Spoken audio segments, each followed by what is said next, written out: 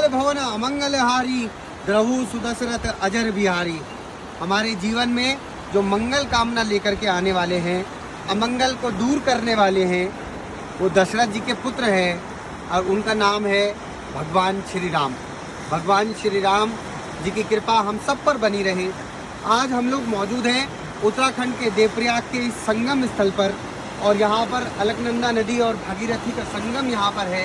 इस पवित्र स्थान पर हम लोग मौजूद हैं और यहीं से माँ गंगा यहाँ से आगे बढ़ती है, पूरे देश दुनिया के अंदर आगे जाती है और इस पवित्र स्थान पर हम लोग मौजूद हैं।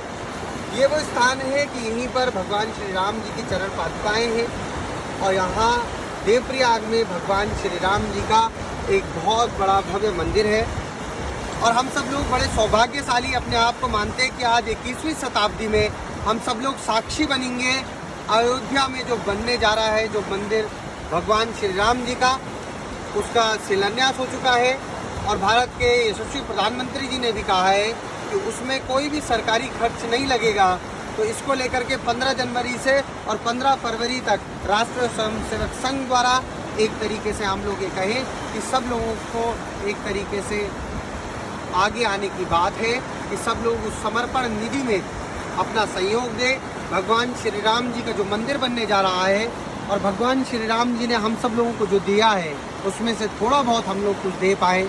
हम दे तो कुछ नहीं सकते हैं भगवान श्री राम जी को, लेकिन इतना कुछ है जो भी भगवान ने दिया है हम भगवान जी को समर्पित कर पाएँ, इतनी बात है। और साथ ही साथ हम लोग ये कह सकते हैं कि भगवान श्री राम हमारे संस्कृति पुरुष है और 1526 में हम सब लोग जानते हैं कि बाबर ने आक्रमण किया भारत के ऊपर, मुगल सल्तनत की नींव रखी और इब्राहिम लोदी को हराया। 1528 में उसका जो मीर बाकी जो उसका सेनापति था उसने बाबरी मस्जिद बनाई और ये बात बिल्कुल लिखित रूप में दर्ज है कि उन मुगल शासकों ने क्या किया कि मंदिरों को तोड़ करके वो तमाम सारी मस्जिदें बनाई। और मैं ये बात इसलिए कहना चाह रहा हूँ आप सब लोगों से कि जो आर्कियोलॉजिकल सर्वे ऑफ इंडिया था, जो भारतीय पुरातत्व विभाग है, उसकी फाइंडिंग्स में ये मालूम चला कि बाबरी मस्जिद के नीचे वहाँ एक मंदिर था। और ये बात मैं नहीं कह रहा हूँ, ये भारत की सर्वोच्च न्यायपालिका सुप्रीम कोर्ट ने कहा कि जो 5 जजों की जो बेंच थी उसने जो ऐतिहासिक फैसला 9 नवंबर 2019 को जो सुनाया उसमें ये कहा गया। और यही वो कारण है कि हम सब लोग जानते हैं कि 2.77 एकड़ की जो भूमि है वो रामलला को ही मिली, वहीं पर भगवान श्री राम जी का मंदिर का निर्माण होगा।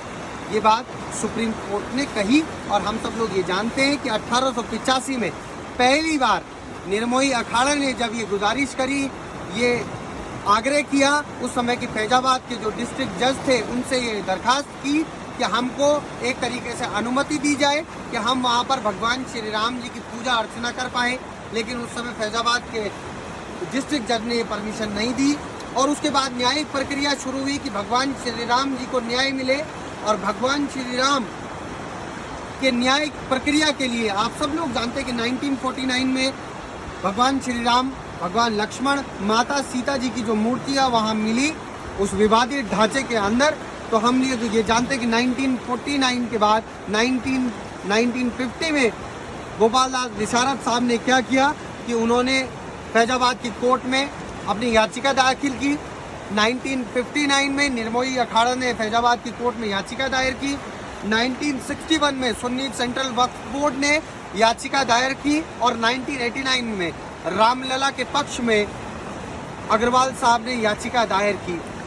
ये बात मैं इसलिए कहना चाह रहा हूँ क्योंकि तीनों लोगों ने कहा कि इस पे मालिकाना हक हमारा है उस भूमि पर। लेकिन फिर से उसके बाद सितंबर महीने की 2010 की वो तारीख कि उस दिन ऐतिहासिक फैसला आया और उस समय इलाहाबाद हाई कोर्ट की जो लखनऊ बेंच है उसने एक फैसला दिया। उसने कहा कि तीनों लोगों को बराबर हिस्से में ज़मीन दे दी जानी चाहिए और जो रामलला विराजमान की जो भूमि है वहीं पर रामलला विराजमान होंगे, ऐसा इलाहाबाद हाई कोर्ट ने कहा। लेकिन फिर से उसके बाद तीनों पक्षकारों ने क्या काम किया कि सर्वोच्च न्यायपालिका में अपनी याचिकाएं दाखिल की।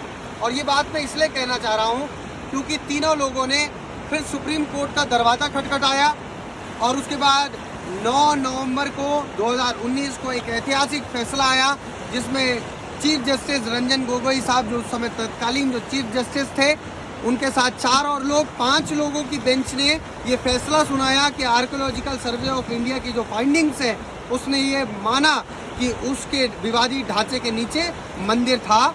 और साथ ही साथ हम लोग ये जान सकते हैं कि 5 एकड़ की ज़मीन सुन्नी सेंट्रल वक्फ बोर्ड को दी गई, वो दूसरी जगह दी गई।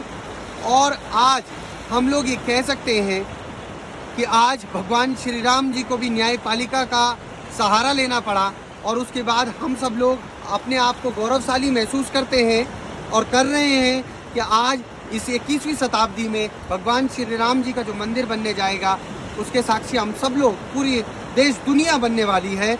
और भगवान श्री राम जी का जब भी हम सब लोग स्मरण करते हैं तो जो भगवान श्री राम जी का जो एक तरीके से मर्यादा पुरुषोत्तम उनको कहते हैं, जो एक इमेज हमारे दिमाग में आती है कि वो धीर है, गंभीर है, बहुत सौम्यशाली हैं और वो कभी क्रोधित नहीं होते हैं और वो सब लोगों को एक तरीके से आदर्श होने की एक तरीके से पाठशाला का पाठ पढ़ाते हैं।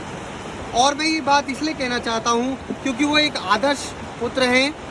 जो दूसरे दिन उनका राज्याभिषेक होना होता है, लेकिन उससे पहले दिन उनके पिताजी दशरथ उनको वनवास के लिए कहते हैं कि तुमको वनवास के लिए जाना है, 14 वर्षों के वनवास के लिए। तो उसको सहज स्वीकार करते हैं, वो अपने पिताजी माताजी का आदेश का पालन करते हैं, तो वो आदर्श पुत्र हैं। और साथ ही साथ जब भगवान लक्ष्मण जी को शक्ति होती है तो वो रोते हैं, वो आदर्श भाई भी हैं। माता सीता का जब हरण होता है, रावण उनको हरण करके ले जाता है, तो हम लोग ये जानते हैं कि भगवान श्री राम रावण का वध करते हैं, तो वो आदर्श पति भी हैं। जंगल जाते हुए चेहरे पर कोई कष्ट नहीं है और वापस जब अयोध्या 14 वर्षों के वनवास के बाद वापस लौटते हैं, उनका राज्याभिषेक होना होता है, तो चेहरे पर कोई अभिमान भी नहीं है। तो वो एक साथ राजा भी है और एक साथ संत भी हैं। और जब हम लोग ये भी जानते हैं कि वो इतने, जब वो अपनी बात रखते होंगे तो हम सब लोग इमेजिन करें या सोचें, जब भी हम सोचते हैं तो भगवान परशुराम इतने क्रोधित जब होते हैं, जब वो भगवान शिव का जो धनुष है उसको जब वो तोड़ देते हैं, जब वो स्वयंवर होता है और भगवान श्री राम जब भगवान शिव का धनुष तोड़ देते हैं तो परशुराम बहुत क्रोधित होते हैं और पूछते हैं और कहते हैं कि ये भगवान शिव का धनुष किसने तोड़ दिया है। लेकिन भगवान श्री राम जब ये कहते हैं परशुराम जी से कि नाथ शंभु धनु भंजनी हारा, कोई एक दास तुम्हारा, कि शिव जी का धनुष तोड़ने वाला आप ही का कोई दास हो सकता है, तो भगवान परशुराम उसके बाद नतमस्तक हो जाते हैं, कुछ नहीं कहते हैं।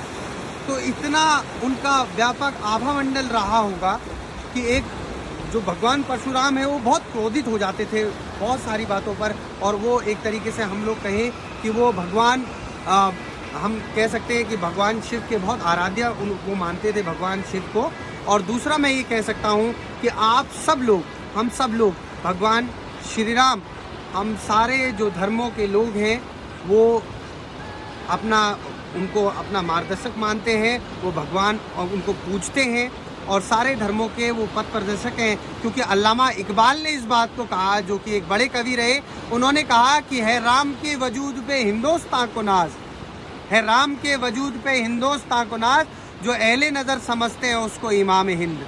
तो मतलब इस पूरे देश जो हिंदुस्तान है उनके जो पथ प्रदर्शक हैं वो भगवान श्री राम ही हैं। और साथ ही साथ इस बात के साथ मैं अपनी बात को रखता हूँ कि जो अवध के जो नवाब थे वाजिद अली शाह साहब, उनको जब अंग्रेज़ बेदखल कर रहे थे तो एक अफवाह उड़ी कि उनको बेदखल करके लंदन ले जा रहे हैं। तो वहाँ की महिलाओं ने, जो लखनऊ की महिलाएं थी, उन्होंने केसर बाग में जाकर के कहा और ये कहा कि हजरत जाते हैं लंदन और कृपा करो रघुनंदन। तो वाजिद अली शाह के कृपालु कौन है, उन पर कृपा दृष्टि रखने वाले कौन है? भगवान श्री राम है, रघुनंदन है। तो ये तमाम सारी चीज़ मैं इसलिए कहना चाह रहा हूँ, इस पवित्र स्थान पर हम लोग आज मौजूद हैं और ये कहना चाह रहे हैं, ये देवभूमि में सब लोग रहते हैं। आज एक बहुत बड़ा अभियान है और उस अभियान में हम सब लोग अपने आप को रखें। इस ईश्वरीय कार्य में सारे लोग, पूरे जो भारतवर्ष के लोग हैं, सब लोग आगे आएँ और भगवान श्री राम जी का जो मंदिर बनने जा रहा है उसमें हम लोग थोड़ा बहुत भी कुछ कर पाएँ। तो हम सब लोग भगवान श्री राम को नमन करते हैं, वंदन करते हैं। भगवान श्री राम जी का आशीर्वाद हम सब लोगों पर बना रहे। जय श्री राम, जय श्री राम, जय श्री राम।